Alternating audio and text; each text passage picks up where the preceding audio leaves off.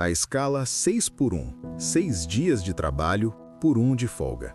Essa é uma realidade para muita gente no Brasil. E olha, o debate sobre isso está pegando fogo.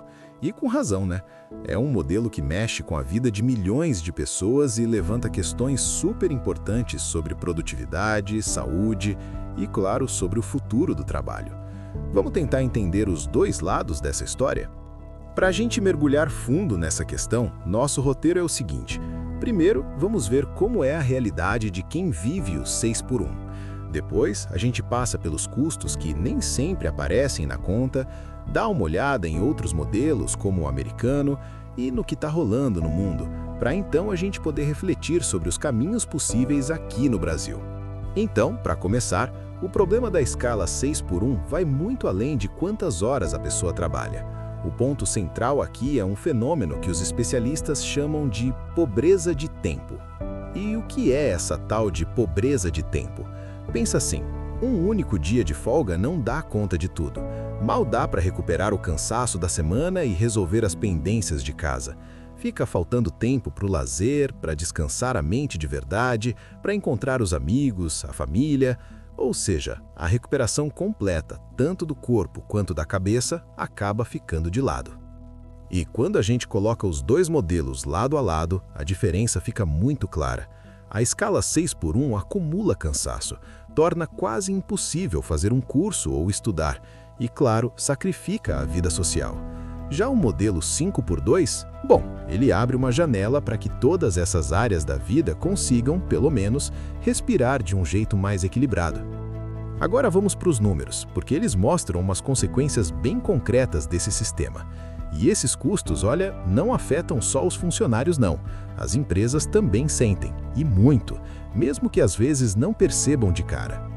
71%. Esse número aí é a queda no nível de burnout, de esgotamento mesmo, entre funcionários que tiveram a jornada de trabalho reduzida. Fica bem óbvio que o esgotamento profissional está diretamente ligado a um sistema que não deixa a gente se desconectar de verdade. E não é só burnout.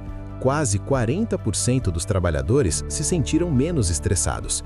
E esse estresse crônico que vem junto com a pobreza de tempo não só acaba com a saúde mental, mas também prejudica a criatividade e a capacidade de tomar boas decisões no trabalho. E para as empresas o impacto também é gigante. Uma redução de 57% na rotatividade de pessoal.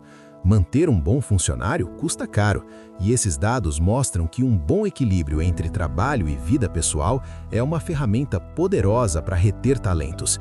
Isso, no fim das contas, diminui os custos com demissão e novas contratações. E aqui a gente chega no ponto-chave, que é uma espécie de paradoxo. Aquela ideia antiga de que mais horas de trabalho significa mais produção, bom, ela está sendo muito questionada. O que os estudos mostram é que a produtividade tem muito mais a ver com energia e foco do que só com tempo.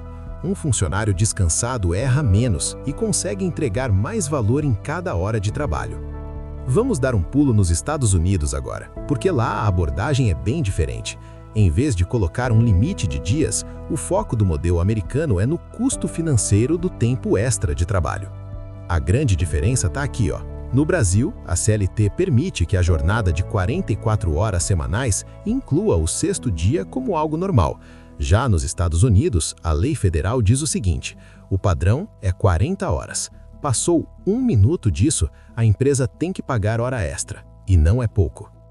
A lógica da lei americana, a FLSA, é toda econômica. A partir da 41ª hora, o custo daquele funcionário sobe no mínimo 50%.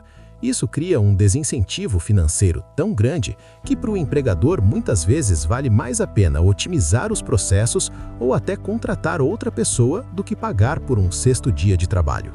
E agora, a parte que eu acho mais fascinante. Um movimento global que está repensando a ideia de produtividade de um jeito completamente novo, com base em testes e resultados reais. O nome do jogo é 100, 80, 100. A ideia é a seguinte: entregar 100% dos resultados, trabalhando 80% do tempo e recebendo 100% do salário. A proposta não é só trabalhar menos, é trabalhar de forma mais inteligente, eliminando o que é ineficiente para manter a produtividade lá em cima. E olha que impressionante a aceitação.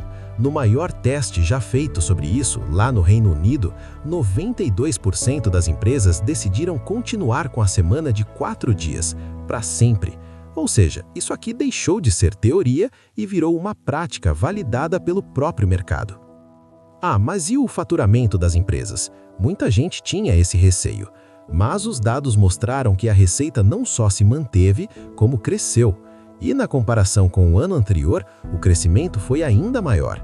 Isso pode indicar que a mudança força as empresas a se organizarem melhor, e quem acaba ganhando é o próprio negócio. E essa frase do Joe Ryle, que é um dos líderes desse movimento, resume bem o clima. Os resultados são tão positivos que a discussão está deixando de ser um "e se" para virar uma realidade em vários lugares do mundo. Certo, então como a gente poderia trazer essas lições para o Brasil? Como seria uma transição para um modelo mais sustentável? E é aqui que a conversa fica mais complicada, porque a gente sabe que uma mudança dessas não traz só benefícios. Uma transição poderia ser gradual, seguindo alguns passos, mas é super importante entender os impactos para todo mundo. Pensa só, reduzir a jornada para 40 horas e deixar a hora extra bem mais cara pode significar um aumento imediato para o dono de um pequeno negócio. Esse custo pode ir para o preço final dos produtos ou, no pior dos casos, pode levar a demissões se a produtividade não aumentar junto. E para o trabalhador, a promessa de menos horas pode vir com uma pressão enorme para produzir a mesma coisa em menos tempo. Por isso, uma transição que funcione de verdade provavelmente precisa de incentivos para empresas testarem modelos novos, mas com regras muito claras, para garantir que a mudança não vire precarização ou desemprego. E a gente termina com essa provocação. Se a produtividade não é uma questão só de tempo, qual deveria ser a nova régua para medir o trabalho? Tudo indica que o futuro é menos sobre quantas horas a gente passa no escritório e mais sobre os resultados que entregamos e o bem-estar de quem produz. No fundo, a discussão não é só sobre trabalhar menos, mas sim sobre redefinir o que significa trabalhar bem, de um jeito que seja sustentável tanto para as pessoas quanto para os negócios.